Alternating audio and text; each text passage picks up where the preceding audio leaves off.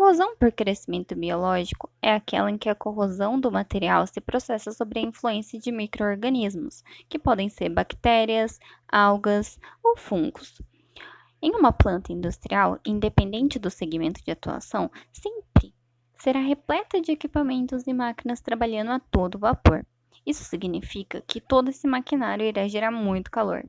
Por isso é necessária a instalação das chamadas torres de resfriamento. Como o nome já diz, as torres de resfriamento são dispositivos para remoção de calor do fluido de trabalho. E os componentes internos das torres de resfriamento estão em constante contato ou com o líquido da água ou com o vapor.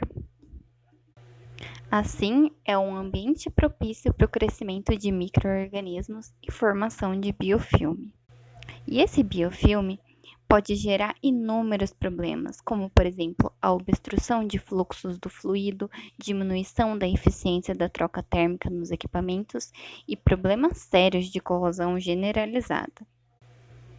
A corrosão se estende por quase todos os componentes da torre de resfriamento, nas peças internas da torre e até externas, sendo dois componentes críticos: a região acima do reservatório de água dentro dessa torre e as próprias tubulações. Mecanismo: a água contém micro-organismos e matéria orgânica. Quando uma superfície metálica é imersa ou entra em contato com a água, pode ocorrer a formação de um biofilme, como vamos ver adiante. As bactérias que vivem livres em um meio líquido onde estão dispersas são denominadas como bactérias plantônicas. Quando essas bactérias plantônicas estão aderidas a uma superfície, passam a ser denominadas de bactérias sésseis. No estado séssil, essas bactérias se diferenciam da sua condição plantônica porque vivem em comunidades estruturadas e assim elas adquirem algumas vantagens de sobrevivência. Os compostos orgânicos dissolvidos na água são adsorvidos, iniciando a formação de um biofilme.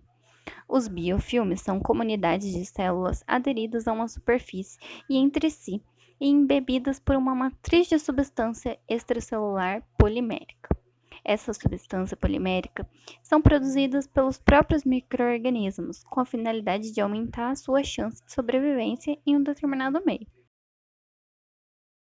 Após a fixação e havendo nutrientes, as bactérias se multiplicam e crescem e se tornam um biofilme maduro. Esses polímeros passam a envolver e aglutinar as células, protegendo-as contra condições adversas do meio ambiente, como por exemplo alguns biocidas. Quando o biofilme atinge seu estado maduro, ele se rompe e, consequentemente, os micro-organismos na água vão para a água. E isso contribui para a formação de novos focos. As condições operacionais que influenciam nessa formação do biofilme são temperaturas, velocidade do fluxo, pH, oxigênio e a limpeza. A corrosão induzida por micro-organismos é classificada em 4 tipos: corrosão devido à formação de meio ácido, aeração diferencial, despolarização da área catódica e ação conjunta de bactérias. A corrosão devido à formação de meio ácido ocorre quando há presença de bactérias oxidantes de enxofre ou sulfato, com a simultânea produção de ácido sulfúrico ou ácido sulfídrico, que funciona como agente corrosivo. Essas bactérias são aeróbicas, ou seja, elas precisam de oxigênio para sobreviver, e são autotróficas, ou seja, sintetizam seu próprio alimento. A energia para essa síntese vem da oxidação do enxofre ou dos seus compostos.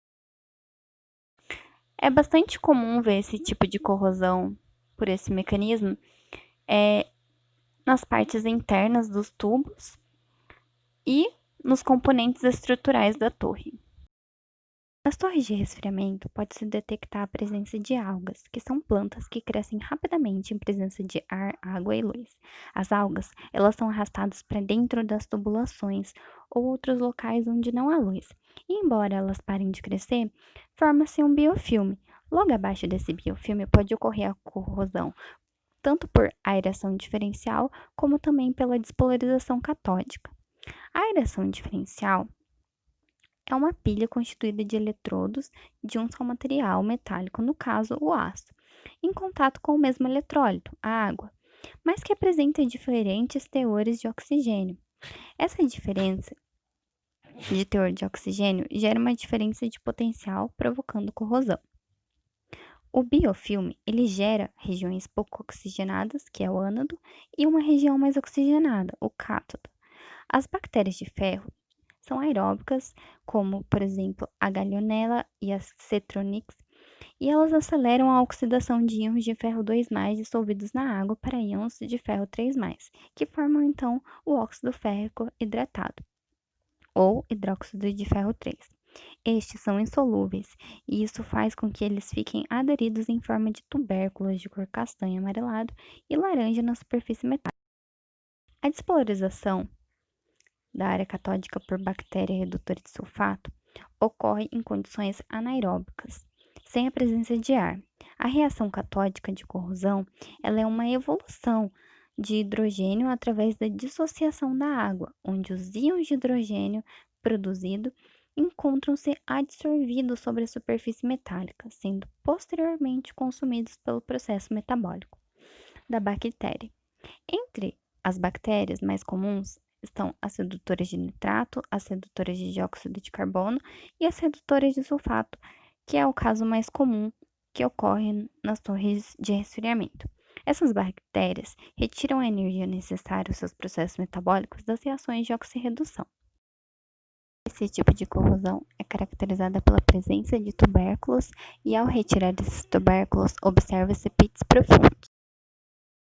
As soluções para este tipo de corrosão é a filtração frequente, limpeza frequente e utilização de biocida.